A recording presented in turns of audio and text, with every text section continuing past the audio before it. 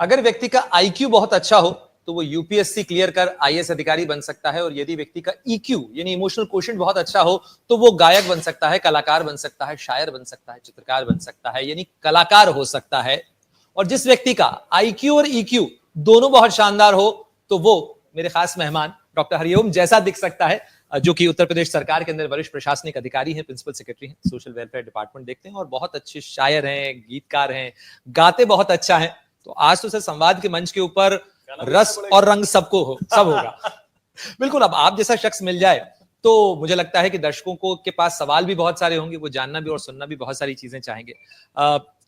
विभाग की बात तो आप वहां कराए, अब हम प्रभाग की बात के ऊपर आते हैं कि ये जो शायरी के लिए वक्त है, यानी उन जो नोटशीट्स होती हैं हरे रंग की, उन पे भी क्या कभी लिखी है कोई गजल, अचानक से कोई गजल आई और कुछ कोई मिसरा आया और आपने लिख दिया हो?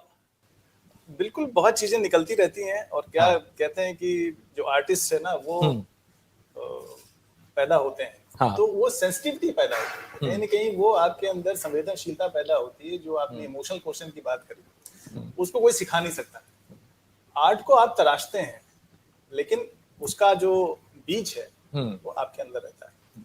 तो तमाम कहानियां, तमाम कविताएं और गजलों के कुछ शेर, वो सारी हम लोग जैसे ना कि एक जंजाल जिसको कहते हैं कि बहुत जिम्मेदारियां हैं, बहुत काम है, बहुत कुछ करना है, और उसमें लगता है कि नहीं, कुछ नहीं कर पा रहे हैं, और कहीं ना कहीं जहाँ जिस तरह का डिलीवर करना था नहीं कर पा रहे हैं, तो एक कानून और प्रोसेसेस, प्रक्रियाएं, सब चीजें, फाइल जिसको आप कहते हैं, तो वो डलनेस भी आती है। तो उसको तोड़ने के लिए भी जो आर्ट है, आप तो जिस काम में है उसका नाम ही लाल फीता शाही है। अब लाल फीता शाही तो पहले हुआ करता था, अभी तो क्या है कि हम जन सेवक हैं, पब्लिक सर्वेंट हैं, हम लोगों के लिए काम करते हैं, उनकी सर्विसेज करते हैं। लेकिन आमतौर पर सर लोगों की जो धारणा होती है, जैसे जो एस्पायर भी कर रहे होते हैं यूपीएससी, तो एक जो रौब है, रुतबा है, अब लाल बत्ती नहीं होती उस तरह से, लेकिन फिर भी वो जो आपका रुबाब बनता है, उसको लेके लोगों के अंदर जबरदस्त पावर अट्रैक्शन जिससे कहा जाता है वो होता है। दूसरी तरफ आप जिस संवेदनशीलता की बात करते हैं उसके अंदर, उसमें वो विद्रोही प्रवृत्ति का ही होता है, वो रचनाशील होता है, रचनाधर्मी होता है। तो ये दोनों का मेल कुछ अजीब सा लगता है सुनने में। तो मुझे लगता है कि देखिए, ऐसे बात करूंगा तो समझ में नहीं आएगी बात। तो मैं बात करता हूँ वही शायरी में कि लोग कहते हैं कि साहब प्रिंसिपल सेक्रेटरी है, कलेक्टर है, ये इस विभाग है। तो मैं कहता हूँ कि भाई तारुफ में मेरे ज्यादा नहीं कुछ, तारुफ में मेरे ज्यादा नहीं कुछ, क्या बात है, कलम है और थोड़ी मुस्कुराहट। वाह, क्या बात तो है। ये मेरा परिचय है। फिर आप कहते साहब आप बहुत बड़े आदमी हैं, तो मैं कहता हूँ साहब मैं एक शेर सुनाता हूँ आपको कि बड़ा हुआ ना कभी और मैं बच्चा भी नहीं, दिमाग ज्यादा नहीं, अक्ल का कच्चा भी नहीं। वाह। तुम्हारे काम का हो पाऊं ये नामुमकिन है, तुम्हारे काम का हो पाऊं ये नामुमकिन है, बुरा भी मैं नहीं हूं और मैं अच्छा भी नहीं। तो शायरी में आप वो बात कह सकते हैं। तो जिसको कहते हैं रेस्पेक्ट जी, वो बहुत हार्ड अर्न्ड होता है, वो कुर्सी से आता नहीं है। किसी को आपसे काम हो, आपसे कोई भयभीत हो, डरा हुआ हो, थोड़ी देर के लिए आपको सर बोलता है, इज्जत देता है, लेकिन जब आप उसके दिलों पे राज करते हैं, तो मैं उसके लिए भी 4 लाइनें सुनाता हूँ आपको। वाह। कि भाई फूल नजरों में खिलाने का हुनर रखते हैं, आपको दिल में बसाने का हुनर रखते हैं, एक जरा देर ठहरिए तो मेरे पहलू में, बाखुदा होश उड़ाने का हुनर रखते हैं। वाह, वाकई में होश तो आप उड़ा ही देते हैं, इसीलिए पहलू में लोग आपके बैठने के लिए बात करते हैं। लेकिन हम आते हैं आपके विभाग से जुड़ी हुई कुछ चीजों पर भी, क्योंकि मुझे लगता है कि एक अच्छा जनसेवक वही है जो संवेदनशील है, जो लोगों की समस्याओं को सुन सकता है, समझ सकता है, जिसके सीने में दिल धड़कता है, और वो दिल में जो उभरने वाले भाव हैं उनको कलम पे और अपनी नीतियों के अंदर लागू करता है, ताकि उस आदमी की बेहतरी हो सके जो समाज के हाशिए पर है। उसी तरीके से एक अच्छा शायर भी वही है जो समाज के स्पंदन को महसूस कर सकता है।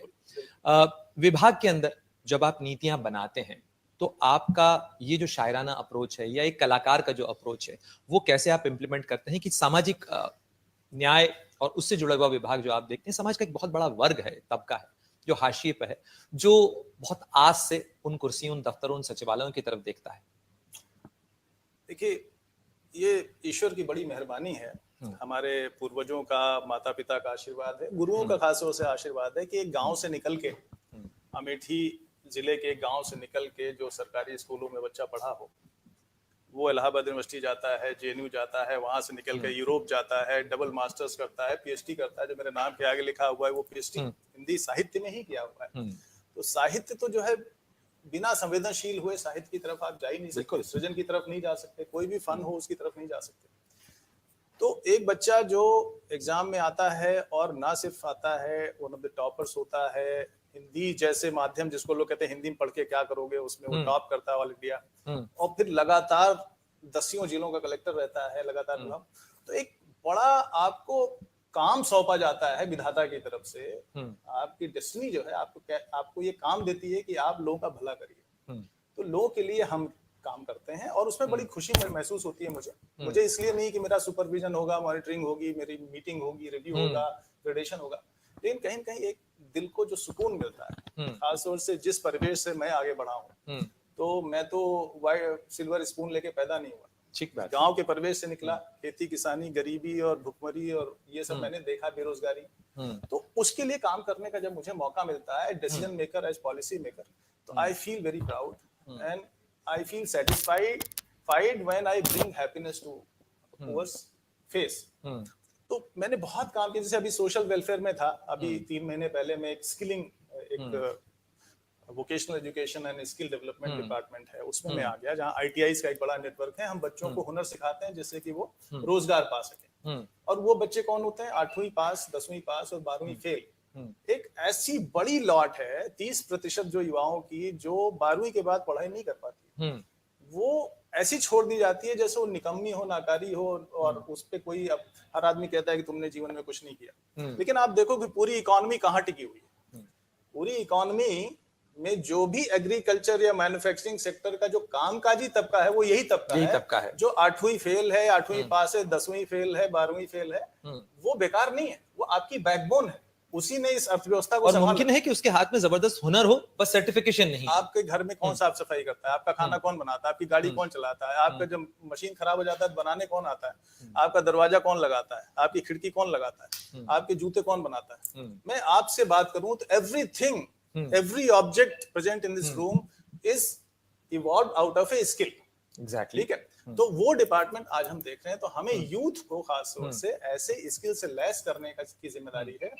और वो जिम्मेदारी आप देखिए कि गांव में एक बड़ा तबका है जो पढ़ लिख नहीं पाया, आगे नहीं जा पाया, उसके पास इतनी अपॉर्चुनिटीज नहीं थी, गाइडेंस नहीं था कि वो यहाँ से हमारे जैसा निकल सके। हम 25-30 साल पहले निकल गए, हमारी किस्मत थी, इसलिए नहीं कि हमारे अंदर, हमारी किस्मत थी और हमारे गुरुओं ने कहा कि तुम कुछ खास कर सकते हो, तो मैं गाँव से निकल के यूरोप तक जाके पढ़ाई करके आ गया, इस सर्विस में आ गया। लेकिन बाकी बच्चे नहीं आ पाए, नहीं, कोई नहीं आ पाया। पता चला कि 20 साल पहले कोई आईएएस निकला होगा हमारे गांव से। तो अब उन बच्चों को तो हमें, उनको भी तो, वो राष्ट्र के नागरिक हैं, देश के नागरिक हैं, उनको भी तो, जैसा कॉन्स्टिट्यूशन मैंने बोला कि right to life means right to a dignified life.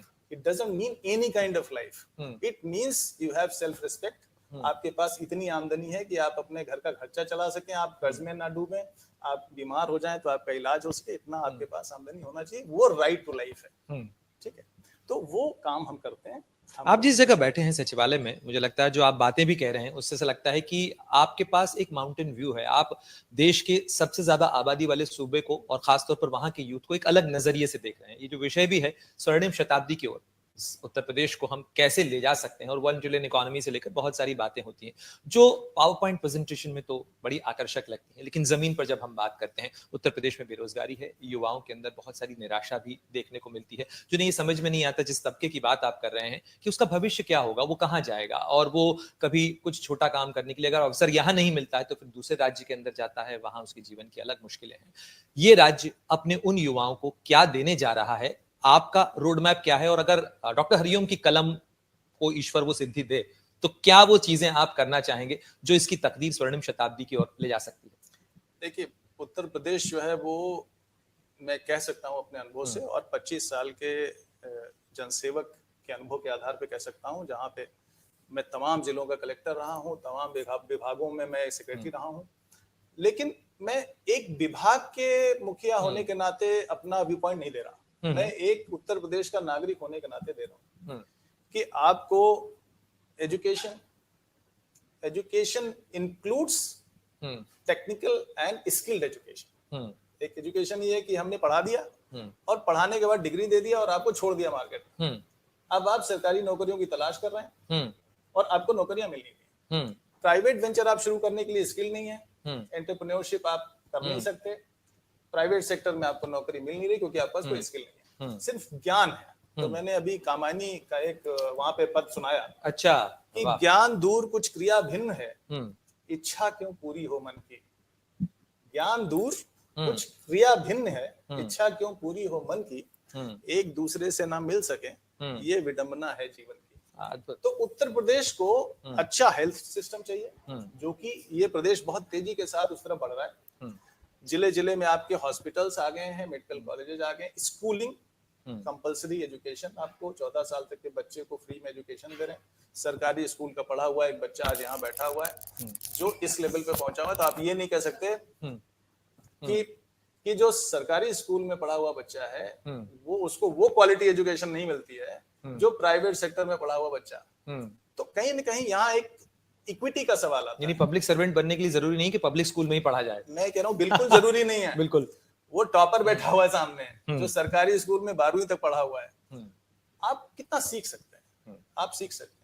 देखिए प्राइवेट सेक्टर में आप अभी जैसे हमारी आईटीआईज का नेटवर्क है हमारे डिपार्टमेंट, तो आईटीआईज में 325 आईटीआईज तो हमारे सरकारी हैं, 2000 आईटीआईज हमारे, 3000 आईटीआईज प्राइवेट सेक्टर में। हमारी फीस है 400 रुपए सालाना, उनकी फीस है 20,000 रुपए सालाना। तो आप ये बताइए कि वो बच्चा जिसके माँ बाप की इनकम उतनी नहीं है 20,000 सालाना फीस दे के एक स्किल देने, वही स्किल हम दे रहे हैं।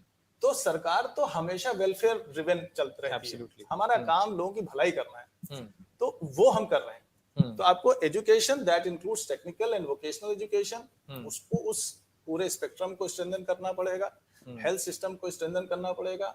जब वो बच्चा बाहर जाता है तो उसको इतनी स्किल होनी चाहिए। अब जो एक माइंडसेट है लोगों का व्हाइट कॉलर जॉब का, हर कोई चाहता है कि देखिए कुछ काम ना करना पड़े हमें, हमको ज्ञान देना पड़े, हम बातें करें। तो हमने कहा कि हमारा एक शेर है कि चलिए कुछ काम कर लिया जाए, बहुत सिंपल सा शेर है, चलिए कुछ काम कर लिया जाए, सिर्फ बातों से कुछ नहीं होगा। तो काम जो है जब तक नहीं होगा तब तक ये प्रदेश जो है वो आगे नहीं जाएगा। और काम करने वाला तबका जो है उसको नेग्लेक्ट नहीं करना चाहिए। जैसे हमारा पांव है, मैं एक उदाहरण देता हूँ, शास्त्रों में भी इसका उल्लेख है। तो पांव जो है हमारी पूरे काया को और पूरे दिमाग को और पूरे ज्ञान और उसके घमंड को पूरे ढोता है। और अगर पांव को एक कांटा भी चुभ जाए तो ये पूरा का पूरा धराशायी हो जाता है आपका व्यक्तित्व, आप लेट जाते हैं। बिल्कुल। तो हम अपने पांव की देखभाल क्यों नहीं करते? तो इसी तरह समाज में हम ये कह सकते हैं कि वो आधार, निचले पायदान पे जो फाउंडेशन है, जो नींव है, उसको अगर हम मजबूत नहीं रखेंगे तो तामीरात हो नहीं सकती, आप बड़ी इमारत खड़ी नहीं कर सकते। और अभी भी एक वहां पे गैप है कि वो पीछे छूट गए लोग हैं जिनको आगे लाने के लिए सरकार प्रयास कर रही है। हम सभी, हमारे जैसे सभी विभाग सरकार प्रयास कर रही है, उनको जिस भी तरह से सक्षम बनाना है, एम्पावर करना है, और हर विभाग अपनी अपनी एम्पावरमेंट की स्कीम चला रहा है, उसको बहुत ध्यान से रखना चाहिए, ध्यान देना चाहिए, तो ज्ञान उसके बाद ही काम पे आएगा। यानी जो है केवल ज्ञान देने से, और स्क्रीन के ऊपर जो कंटेंट क्रिएटर्स हैं वो केवल कंटेंट के साथ साथ आपके लिए कुछ, आपके पास कुछ मटेरियल भी होना चाहिए, तभी वो कंटेंट जो है वो चलता है। बिल्कुल सही। वैसे मैं आपका एक शेर अभी देख रहा था, तो आजकल आप इस चीज पर काफी, जो अभी आपने बात कही, मुझे लगता है कि टॉप ऑफ द हेड भी रही होगी। आजकल आप जो है वो बचपन को काफी याद करते हुए बातें कहते हैं कि हम तो जो है अपने बचपन सहेजने में लगे हुए हैं और तुम बहुत जल्दी बड़े होने में लगे हो। मैं एग्जैक्टली वो शब्द नहीं कह पा रहा हूँ। सुना दूं? हाँ बिल्कुल सुना दूं, खासतौर से युवा पीढ़ी के लिए। अच्छा है बैठे बिठाए आपकी वजह से कुछ मुझे पुराने कि ख्वाब आंखों में पिरोने की बड़ी जल्दी है, ख्वाब आंखों में पिरोने की बड़ी जल्दी है, चांद दरिया में डुबोने की बड़ी जल्दी है, एक हम हैं कि अभी बचपना नहीं गुजरा, एक हम हैं कि अभी बचपना नहीं गुजरा, एक तुम हो, बड़ा होने की बड़ी जल्दी है। वाह क्या बात है। वैसे सर मैं अपने साथ भी महसूस करता हूँ कि कई बार ना सुबह सुबह कोई गाना जो है वो चिपक जाता है, और वो चिपक जाता है तो दिन भर आपको वो गाना जो है वो आप गुनगुनाते रहते हैं जब खाली बैठे। तो आज का आपका सॉन्ग ऑफ द डे कौन सा है? देखिए मेरा तो सॉन्ग ऑफ द डे वही है जो मेरे अपने नाम से चलता है कि मैं तेरे प्यार का मारा हुआ हूँ, सिकंदर हूँ मगर हारा हुआ हूँ, सिकंदर हूँ मगर हारा हुआ हूँ, मैं तेरे प्यार का मारा हुआ। वाह क्या बात है। तो इसीलिए कहा भी जाता है प्रबल प्रेम के पाले पड़कर प्रभु को नियम बदलते देखा।